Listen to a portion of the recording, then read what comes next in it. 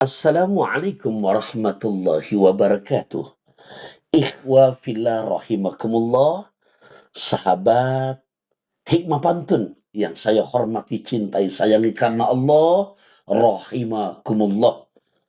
Ngemil sop jamur dan soto kaki, semoga terus panjang umur, murah rezeki. Kita angkat sejarah lagi atau JJS, jejak-jejak sejarah. Ada sahabat pemuda yang bernama Tha'labah bin Abdurrahman. Pemuda yang tampan, yang sangat cinta dan mengagumi baginda Rasulullah Sallallahu Alaihi Wasallam. Nah, sepulang dari kajian bersama Nabi, Tha'labah bin Abdurrahman ini, di saat menuju pulang ke rumahnya, tanpa disengaja, dia melewati sebuah rumah yang rumah tersebut sedang terbuka pintu rumahnya. Dan tanpa disengaja, Tha'labah sempat melihat, dan ternyata dari dalam rumah nampak ada seorang perempuan yang keluar dari kamar mandi dengan nampak auratnya terbuka. Tha'labah bin Abdurrahman langsung memalingkan pandangannya dan merasa malu, merasa bersalah, merasa takut, merasa telah mengkhianati baginda Rasulullah SAW, sehingga hari itu dia tidak pulang ke rumahnya. Dia seakan-akan takut, lari selari-larinya, sejauh-jauhnya, sehingga dia lari sampai ke perbatasan bukit Jabal yang ada di perbatasan kota Madinah. Yang ia kerjakan, ya menangis, menyesali, merasa bersalah, karena tanpa disengaja telah melihat aurat yang bukan pada tempatnya. Sebenarnya bukan unsur kesengajaan. Jadi secara agama Sunda salah-salah banget. Tapi memang wujud mahabbahnya kepada baginda Rasulullah SAW. Jadi merasa dirinya telah hina, dirinya merasa salah, udah nggak pantas bersanding dengan Nabi kita Muhammad SAW. Dia merasa telah mengkhianati rasa cintanya kepada Nabi kita Muhammad SAW. Sehingga berhari-hari beliau tidak pulang ke rumahnya. Dan Rasulullah SAW pun merasa kehilangan. Akhirnya Rasulullah bertanya kepada para sahabat, Tha'labah, pemuda tampan, Tha'labah bin Abdurrahman ini kemana?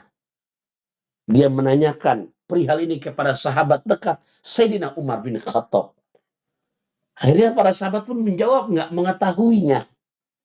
Rasulullah SAW memandatkan kepada Sayyidina Umar bin Khattab untuk mencari sahabat Tha'labah bin Abdurrahman ini, sesuai dengan arahan yang diarahkan oleh Nabi kita Muhammad SAW.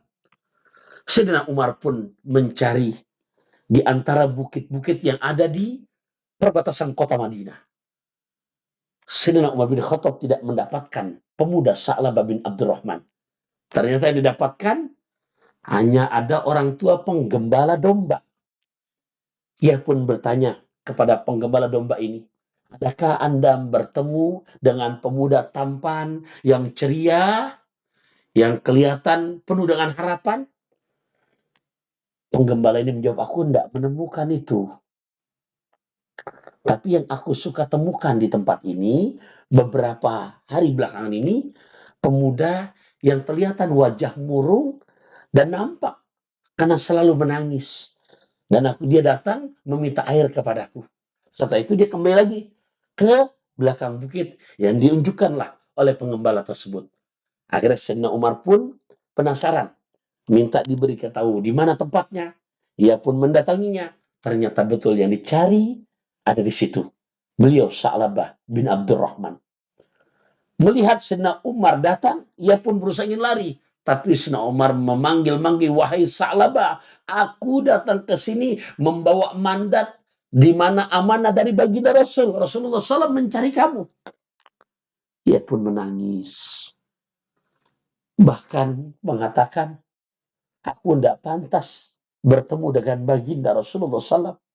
Aku telah melakukan kesalahan yang fatal. Dan sangat sedih, tidak terasa. dalam tubuh yang memang sudah lemah, ia pun jatuh pingsan. Diboponglah tubuh Sa'labah bin Abdurrahman ke rumahnya oleh Sayyidina Umar bin Khattab. Sayyidina Umar bin Khattab pun mengabarkan kepada Rasulullah perihal setelah didapatkan. Lantas diceritakan, gimana ya Rasulullah? Apakah aku bawa ke tempat kamu atau kamu yang akan di sini? Rasul pun bergegas untuk menemui Sa'labah. Rasulullah datang menjenguk Sa'labah yang ternyata dalam kondisi sakit. Rasulullah ingin memeluk, bahkan memangku kepalanya di pangku Rasulullah. Sa'labah pun merasa malu, tidak pantas aku ya Rasulullah, aku telah berbuat salah. Rasulullah kaget, karena apa kata Sa'labah? Aku telah menyalahkan di mana cintaku kepada engkau ya Rasulullah. Dan tidak terasa menangis, takut dengan perbuatan yang tadi di awal dia kerjakan. Akhirnya Sa'labah pun meninggal dunia saat itu. Nah, biasanya Rasulullah betul-betul mengurus jasad pemuda tampan ini. Rasulullah ikut mengkafankan, bahkan ikut turun ke liang lahat menguburkan Sa'labah bin Abdurrahman ini. Rasulullah menjadi imam sholat jenazahnya. Dan selesai dari pemakaman, para sahabat kaget. Karena Rasulullah melewati jalan seperti jingkek kalau kata orang. Akhirnya para sahabat memberanikan diri buat bertanya, ya Rasulullah, kenapa kamu jalan tidak seperti normal, jalan orang biasa?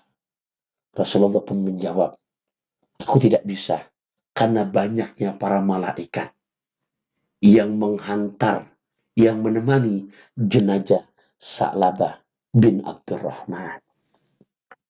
Semoga dari JJS ini, jejak-jejak sejarah, bisa kita ambil bagaimana keikhtiatan seorang pemuda sahabat Nabi.